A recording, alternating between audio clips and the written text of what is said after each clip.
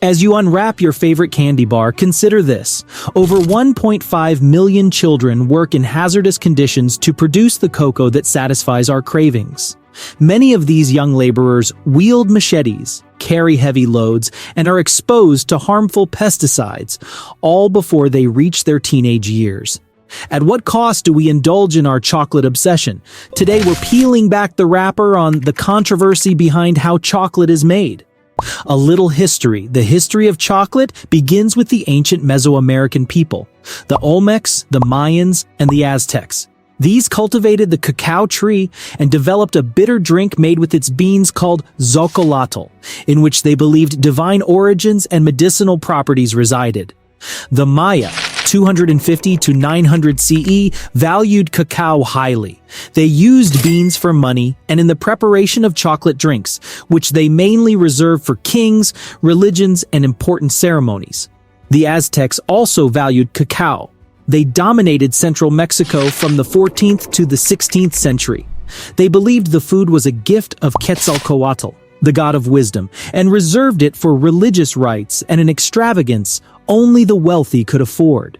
When Spanish conquerors arrived in the Americas during the 16th century, they happened upon chocolate and brought it back to Europe. It remained a product of privilege for some considerable period, mainly utilized by the nobility and rich merchants. The Spanish sweetened the bitter drink with sugar and added other spices to make it palatable to European taste. The real watershed in the history of chocolate came with the Industrial Revolution of the 19th century. The Dutch chemist Konrad van Houten patented his cocoa press, which separated cocoa butter from roasted cocoa beans to produce cocoa powder. This invention allowed chocolate to be more of a uniform quality and easier to mix with other ingredients. It was in 1847 that J.S. Fry & Sons, a chocolate maker in Britain, combined the cacao solids with sugar and cocoa butter to make the first solid chocolate bar. It set the pace for the industry as we know it today. The increased global demand for chocolate consequently increased the production of cocoa. The European powers established cocoa plantations in their colonies, especially in West Africa. By the early 20th century, Ghana and the Ivory Coast were firmly placed in the major cocoa-producing countries, a position they maintained to date. Supply chain. It begins on cocoa farms, usually in areas of West Africa, Southeast Asia, and parts of South America. Farmers grow the beans, harvest them, ferment them, usually on small family-run plantations. After fermentation, the beans dry, and then they are sold to local buyers or cooperatives. These intermediaries, in turn, sell their beans to the exporters, who then ship them to chocolate manufacturers around the world. Once received, the beans are processed, cleaned, roasted, and ground into liquor. The latter may be further pressed to separate butter from the solids, which may be used in any form depending on the required type of chocolate. These cocoa products combined in various ways with other ingredients, sugar, milk, and emulsifiers added by chocolate makers to create chocolate in its familiar form. The resultant products were then packaged and distributed to retailers around the world. The dark side. Regrettably, there is a dark side behind this production. Recent estimates indicate that approximately 1.56 million children work in cocoa agriculture in Côte d'Ivoire and Ghana, the world's two largest cocoa producers. Most of these children engage in hazardous tasks defined as the worst forms of child labor under accepted international standards. There are quite a few reasons for the child to have been involved with labor in prevalence in the regions due to poverty or lack of educational opportunities, and those which are structural in nature in the cocoa industry. With most cocoa farmers earning very low wages, there is no other option available for them except to involve their children in the process, since they are a part of the family. Children working in cocoa farms are exposed to dangerous conditions.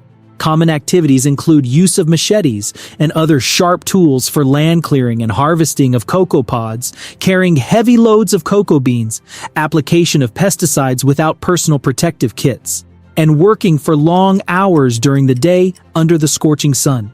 These working conditions seriously damage the health and development of the children. A few of the physical hazards are injurious tools, problems of musculoskeletal due to some heavy work, and chemicals. The heavy labor approach prevents the children from going to school regularly. The increasing number of trafficked children, and those working in conditions akin to modern slaves, is a growing concern, working separated and under exploitation. Environmental impacts. In most of the leading cocoa-producing countries, particularly in West Africa, there has been gigantic clearance of tropical forests for the establishment of cocoa plantations. These activities contribute to climate change, loss of biodiversity, and soil degradation. For instance, in Côte d'Ivoire, cocoa farming has been one of the leading causatives of forest loss, as the country has lost more than 80% of its forest cover since 1960.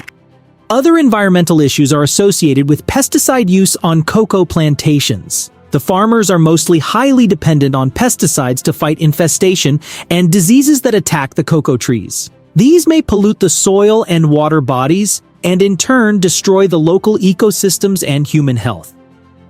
Due to misuse of pesticides, resistance is developed by the pests, which creates a vicious circle of higher chemical dependency. With the global popularity and profitability of chocolate, most cocoa farmers lead poverty-stricken lives. The average cocoa farmer in West Africa earns slightly less than $1 per day, well below the poverty line.